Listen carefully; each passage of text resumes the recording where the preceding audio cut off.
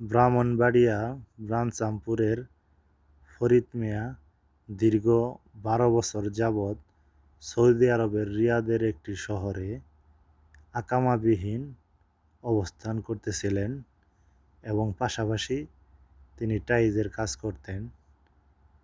হঠাৎ করে অবৈধ অভিযানে সৌদি আরবের আইন শৃঙ্খলা বাহিনীর হাতে আটক হন বেশ কিছু আমাদের বাংলাদেশি। এই অভিযানে আটক হন তাদের নিজ নিজ কক্ষ থেকে। উনি আটক হওয়ার কিছুক্ষণ পর বুকে তীব্র ব্যথা ও শারীরিক অসুস্থতার লক্ষণ প্রকাশ পায়। ওনার শারীরিক অসুস্থতা দেখে সৌদি আরবের আইন শৃঙ্খলা বাহিনী ওনাকে ছেড়ে চলে যায় এবং ওনার যে রুমমেট ছিল তাদেরকে বলে যে ওনার জন্য প্রাথমিক চিকিৎসা বা সেবা দেওয়ার জন্য।